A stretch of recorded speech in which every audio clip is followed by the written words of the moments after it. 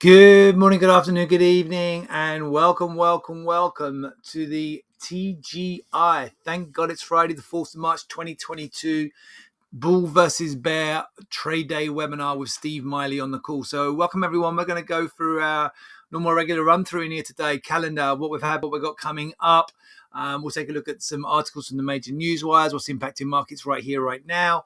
And then we'll take a look at some charts to see what's going on the charts and where the opportunities lie in the various markets. So let's take a look at calendar first of all. Relatively light calendar this morning, and the real focus, or in the European morning, should I say, and the real focus going into the US morning is going to be in just under 1 hour's time. We have the US employment report. It's going to be critical going into today. Now, clearly, data is taking a slightly backseat in here at the moment compared to what we're seeing with the geopolitics, with the situation in Russia, Ukraine. And but the employment report is this piece of data we get from the world's biggest economy, and it's been, I've been doing this for 3 decades now, and it's it was back then and before, I'm sure I was involved with financial markets. It was the much watched piece of data. It always has been, and will be, no doubt, for some time going forward. So the US employment report, the unemployment rate, and as ever, the non-farm payroll element. Now, consensus is 400,000 for non-farm payrolls today, according to investing.com, and the unemployment rate expected to be at 3.9%, down from 4% previously. So we're looking for those numbers. Any deviation from that could see a notable move in financial markets, but obviously, depending on the kind of overall tone markets are taking into the weekend. Remember, whether risk on, risk off. We've had a slight shift back towards risk off over the past 24 hours, and we'll come to talk about that shortly. So, but certainly watch it, keeping an eye on this data today. So stocks deepen weeks losses as Ukraine invasion escalates.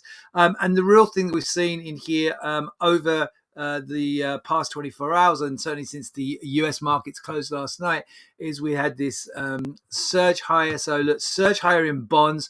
This is the US 10-year note future, significantly back higher over the past 24 hours, and also European government bonds recovering, having setback in here. So we did see a setback in here earlier in the week. Remember, the setback, lower prices equals higher yields, and we saw a move back to higher yields back on Wednesday, and that was due to Powell reiterating his belief or his stance of the more hawkish Fed, anticipation of the first rate hike coming at the March meeting in a couple of weeks' time. So we had the 16th of March meeting in here, and you can see in here from the CME tool, we're pricing in now. We're actually now starting to just price in. Now, this was near basically pretty much bang on zero yesterday. 4% chance now of no rate change, okay? But still a 96% chance. So pretty nailed on that we're going to get a rate hike in here of 25 basis points. And Powell, kind of as good as said that. But, now we've got nothing. Remember, it was only a couple of weeks ago in this column here, before pre-invasion and even post-invasion, but certainly pre-invasion, there was, about up to at one point about a 40% chance that we would see. And you can see the historical here. It gets a little bit messy in here when you look at the historical. So chance of a quarter point cut in here. So quarter point cut in here. You see in here the blue line. And in here through last year, falling in here, and then in here. So yeah, nailed on, right, for a quarter point cut in here. I think this is showing for the 16th of March meeting. Don't know why it only runs in here though to February on the blue of 0.25% cut. So saying now 0% chance of so now it's saying, I see, sorry, it's 0% chance in here now. Basically it's showing, so this is, you can't really see the blue line, it's flat line there of no change. Then we've got the for a 25 basis point change in here is the orange line. So the orange line in here, you can see at one point dropping all the way down in here back in February, and now pretty much nailed on for 25. But if you look in here, the green line in here, at one point in here, the green line, which is saying when we were looking for up to 75 basis point, that was up at nearly 90% in early February. Yeah, look in here. So I don't think I can in here, probability. Look, so we were looking at back on the 10th of February, just a week before or 2 weeks before the invasion, we were at 94% for a bigger increase, for a 50 basis point, a 0.5% increase. It was pretty much nailed on at one point, yeah. And now we've got back down in here. We're basically at 0% in here now for a 0.5 point increase at the next meeting, at the 16th of March meeting. Okay, so it's useful to use that part of the tool as well. So we've got both the so there we go, and then you've got that part of the tool, and then you've also got just the what the current outlook is here. Okay, so it's a little bit of teaching there and how to use that tool. Now let's so in here the market's in here back on Wednesday, power in here indicating that they're going to pretty much hike by a quarter, and then yesterday we had a slight move, and that moved down to lower prices, higher yields, kind of spooked markets a little bit in here, and then we certainly spooked them going into yesterday with then the tech sector getting significantly hit on the downside. So we go and look in here of what we've seen in here. Take a look at US markets yesterday, and we saw Dow was only down 1/3% yesterday, and if we take a look at where the Dow was down 1/3%, and the S&P 500 was only marginally down, but we had the Nasdaq significantly hit and then lower again into the reason we're lower in here today, Nasdaq future about 1%, pretty much across the board was so over the overnight in here we saw the war escalate with an attack on a Ukrainian nuclear power plant that briefly caught fire. That wasn't it didn't escalate any further than that, but markets have struggled to recover. They have bounced from their lows, and they did sell off aggressively overnight in here. So going to the, if we go to a 1-hour chart, you can see when that news broke, it was late last night. So you can see in here, the equity market's pretty much holding inside it. This is the S&P 500 yesterday, was kind of sideways through yesterday, dipped and rebounded. And then you can see here, when that news broke, it was late last night. Now, my chart is set up in here for my time. So it was at midnight, in around midnight, 1 o'clock in the morning, UK time, which is going to be 5 hours earlier. So around 7 p.m. Eastern, 6 p.m. maybe. So after markets are closed in here, and we saw a significant sell-off in here. Now you can see the markets did rebound after that because it wasn't as bad as anticipated. There was no nuclear exposure. And the markets then kind of tried to rebound, and then rebounded going into the European opens in here, just to make this a bit bigger. So there's the sell-off on the break of that news broke. It quickly recovered when we realized it wasn't as bad as expected. But it did come from all the way up here. So S&P was trading around the close. It was somewhere in around the US close. We were trading somewhere around 43.60, 43.70 in that zone.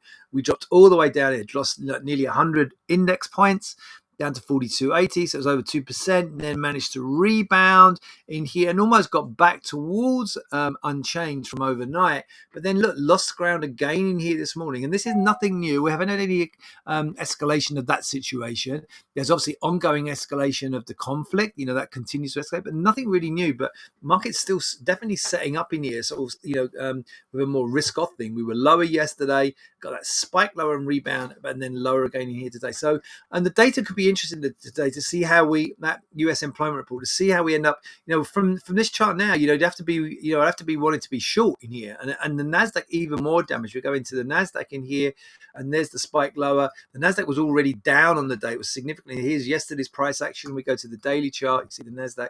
So Nasdaq was already lower in here. It had a strong start to the session, sold off, and then overnight lower, did rebound, and then stepping back in. That's the daily chart on the Nasdaq. Stepping back in, we did rebound, and then fading again and looking vulnerable. We're taking out some support in here. It's held above this low in here from the end of February, which is down at 13,683. It's held above there and rebounded, but looking vulnerable going into the US employment report. And then obviously on after that, an hour after that, we've got the cash equity market open. So a little bit negative. I think we're setting up more risk off in here, and bonds are certainly telling us. Going back to the bond market in here, go to the daily chart, we got that surge higher and then a setback. Then that surge higher again. If I step into the 1 hour chart, came at the same time. Here we go. Look, so last night, the bond market surging higher on that news, concerns about a nuclear, potential nuclear meltdown, obviously, and then those fears were allayed, and so the market came back, but not coming back to where we were. Look, we were down here on bonds, shot up to here, recouped, and then look, nudging back higher again. So bonds, got a bid, they're strong because of a safe haven risk. So we're definitely in risk off scenario in here going into today. Now, obviously, the employment report could change that. Any breaking news could change that. Also, remember, we've got the weekend. It's a Friday, right? TGI Friday. So there is real risk in here that, do you want to go home? You're going to naturally, the market is naturally going to go into risk off mode on Fridays, right? Because who wants to run, if unnecessary long exposure over the weekend when you've got 2 whole days until the market reopens, and 2 whole days, a full 48 hours for things to escalate. Now, they could escalate in a positive way. We could get some peace talks. There's already been some breakthrough in the peace talks, on the talks with corridors being discussed to get civilians out. But that's all we're seeing in here at the moment. There was one thing in here I did see in here that I just saw on Forex Live. So Russia has no ill intentions towards its neighbors. This is from Putin. This is out today. Calls on other countries to normalize relations with Russia, says fulfill its economic obligations. And there was an article I saw in this morning. Let me see if I can just bring it up. I'm going to bring it up on my phone and see if I can share it from the phone onto. I may not be able to do this if I can find it, but basically it was from a CNN interview. But Putin looked at, if anything, somewhat nervous, trying to allay fears, in here of. No, I can't find the article. Sorry, guys. But the recent little press conference that Putin did, basically trying to allay fears within Russia, trying to say, everything's okay within Russia. And he did look kind of nervous. He got up at one point in the, I'll see if I can find it and share it in here. But he got up at one point and went to leave. He basically he finished the statement and then got up and came back and went, basically he was just trying to reassure the Russian public. There's a lot of negative impact coming through from within Russia in here at the moment. And there is, this is just my personal feelings in here. I do think there's going to be, he'll be overthrown, and whether that happens sooner or later, who knows. But there's a lot of negative pressures coming from oligarchs. There's a lot of negative pressures coming from within Russia, and the state media are trying to control this. But everyone has a mobile phone. Everyone has access, to outside of news sources outside of Russia. So it's difficult for them to keep a lid on this kind of stuff and to control the media flow. What else are we seeing? So yes, we're definitely going to risk off. So look, stocks deepen, weeks losses as Ukraine invasion escalates. This is interesting as well. Bloomberg, we spoke about this yesterday, but look, commodity markets set the biggest weekly gains in years as Russia-Ukraine war hits here. So wheat futures are up 40%. Russia, a big supplier of wheat, up 40% this week. Corn has hit a 10-year high. Okay, we obviously seen oil, been following oil continuing its rise, now comfortably trading well above $100. Yeah, we were talking about it as a target throughout February, and we've gone through that and holding way above $100. So and if you look at these, basically, there's a Bloomberg index. The Bloomberg index is showing the biggest rise in prices, the biggest weekly rise in prices, I think, since the 1970s. Okay. So, significant moves higher in commodities, and all that's going to do is fuel inflationary pressures. Inflationary pressures maybe going to keep and make the central banks even more hawkish, which is again going to just lead into more of a risk off scenario. Okay. So commodity prices staying really, really strong in here at the moment in here. So, What else we have in here for you? Futures markets full. Europe stock slide. War escalates. Okay, so same in here. The dollar is gaining again. The euro plunged lower versus the dollar. One of the main. Euro obviously being damaged because of its proximity, the eurozone to Russia, and to all of this. This geopolitical event. So euro particularly getting hit, but the dollar then also rallying. So EUR USD. Down below 110, so a kind of psychological option level, first time since May 2020. So taking out an important psychological level in there. And then what else do I have for you in here? So yeah, we'll really look at this one. War escalates. The gold surge on war headlines may be fleeting as past year. So prices up almost 6% this year after falling 3.6. Bullion to revert to taking cue from real yields. So just a little article in here saying that maybe this gold, this bid on gold, the strength in gold may be short-lived. So in here, look. From the Falkland Islands War in 1982 to the September 11 attacks, price spikes in gold resulting from crises that include military action or terrorists tend to be temporary. Yeah, so we get a fleeting push higher, and it's kind of similar to what I was saying previously about equity markets often rebound the day that they sell off on the build up to conflict, and when the conflict breaks out, they actually recover, and the lows go in almost on the day that the conflict starts, and we saw that. Back on the I think the 24th, right, when that was the date, I think. Let me triple check that. Don't want to be getting that one wrong. So yeah, when we have the conflict breakout in here was on the 24th. Is that right, February? Yeah, Thursday the 24th of February. On that day was the day back here, and we can go take a look on the chart. We go take a look at the equity chart in here on the daily. That's that big hammer pound. There you go. Boom. The invasion happens. The sell-off before the invasion. This is the week before. It was all being flagged it was going to happen. And then boom, boom, the bottom goes in. Whether that ends up being the actual bottom. Now, unless things dramatically escalate, I do believe that will be the bottom. Okay, that is my personal belief, that will be the bottom. And then we're going to be up from here.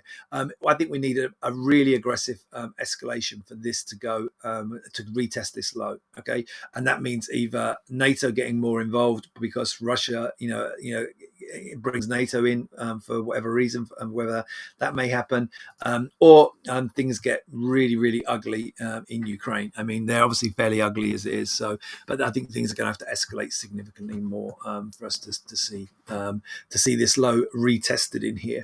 Where are we? What else was talking about? Wheat in here. Wheat mounts historic week as war sparks deepening supply fears. There's a limit up in the on the Chicago futures in here. 40% up, the most ever this week. Okay, prices at a 14-year high. Okay, so and there we go. There it is. There, look. Exponential rise in here over the last few days. And energy prices, gas prices, European gas prices are going through the roof. Haven't got the chart for you on those, but I do some reports, and I can tell you European gas prices are up 10 times to 15 times up from what normal prices were about a year or so ago. So a huge rise and an exponential rise in here over the last week again for gas prices in Europe, and European and UK gas prices going through the roof, and also electricity prices going through the roof as well. That's not retail electricity prices. That's the actual institutional electricity prices in Europe going through the roof. German electricity prices. So all of this puts us into a risk-off kind of theme going into the day. And let's just look at some charts. We've already kind of gone through these already, but just zooming in, bonds in here. Say there's that spike on the nuclear power plant attack. Because markets dipped and then it's curling higher. Keep an eye on this. We undercut this low in here on bonds. This kind of, so there's the spike and then the setback, the overnight setback in here. If we go below there, that's telling us we're going back into risk on scenario. So keeping an eye on that. That could be a clue, a correlation there, a clue if you're trading equities. Here's the 1 hour chart in here. There's the spike lower.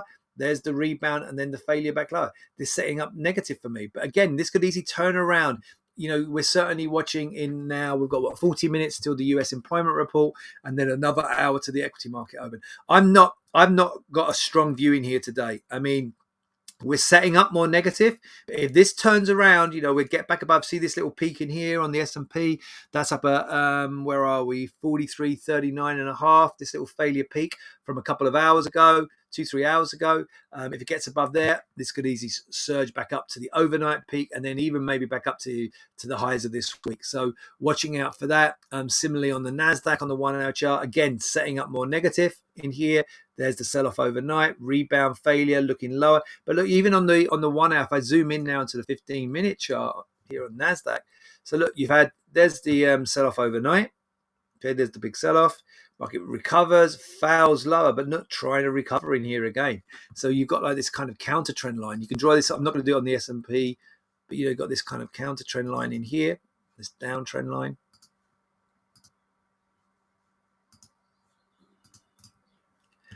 In here, if it gets back above this counter trend line, this little peak again from more recently in here, 13,946.5 on the NASDAQ, and back above that trend line. Certainly again above this peak in here on the NASDAQ, 13,985.5, and get above here and reverse that trend line. This all starts to look a lot more bullish again. You've got this even smaller, if you want to get a clue a little bit earlier, you've got this trend line here running now. Got multiple touches on that one as well. This one just comes down from the overnight rebound high. That's coming down from, well, my time, that's 8:15 this morning Eastern time. That's going to be -5, so 03:15 Eastern time. The one coming down from there, this little.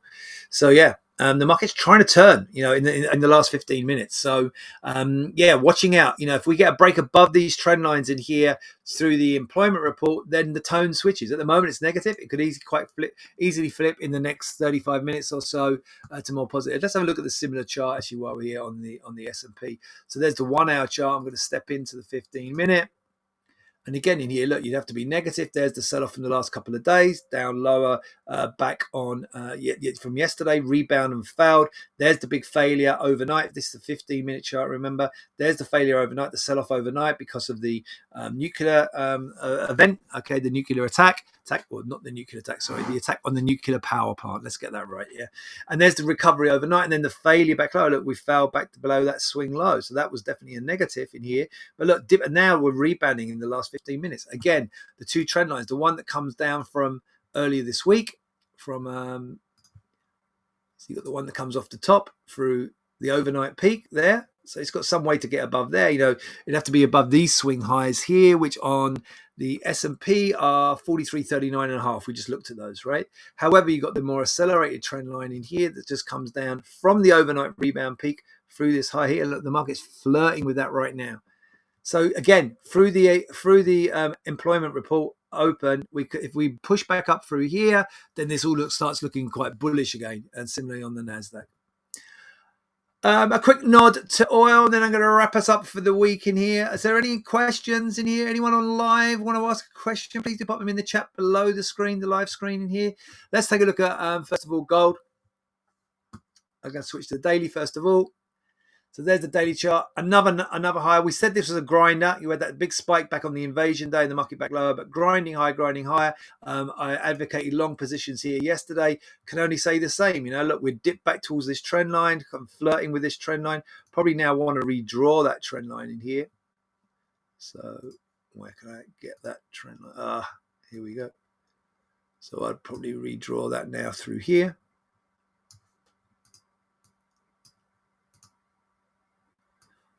I don't think it's going to allow me to pivot. No, it's not. It doesn't allow that. But look, there's that trend line. Actually works quite well there.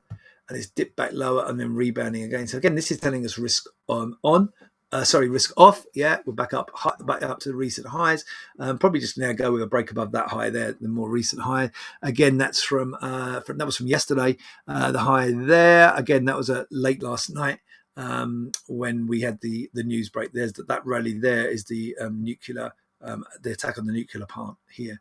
The higher from overnight, 1954.5. So up through there sends this more bullish on gold. Take a look at oil. First of all, the daily chart. We did get a kind of potentially negative pattern there yesterday, right? So it rallied to another new multi-year high, fell back from 116.57, and that's a potentially negative, like shooting star candlestick. This is what we call a shooting star. That's potentially a negative candlestick in a bull trend, signaling a bigger turning point, but it needs to then cut below the low of that candlestick, and you can see we're nowhere near the low of that candlestick. We've rebounded in here, and if again we step into 15-minute chart, So there's the peak in here. Actually, I'm going to go to 1 hour. I'll be better on this one. First of all, so there's the peak in here, more recent peak in here from yesterday. The market, there's the sell-off yesterday, and then it's held in fairly well and actually rallying again. So again, risk off. So we're definitely in risk off mode as we go in today. But equity market's starting to tell us in the last 15 minutes that there could be a shift in that. So I think the employment report is going to be, even though obviously the focus at the moment is very much on the focus is very much on the geopolitical situation at the moment. The data could give us an impetus to set the tone in going into this afternoon or going into today's trading session in the US. Right, guys, I'm going to wrap it up there. I'm going to wish you all, as ever, a great trading day. Have a fabulous weekend as well. Stay safe out there. I'll be back with you with another Bull versus Bear webinar on Monday. Until then, have a good one. Bye.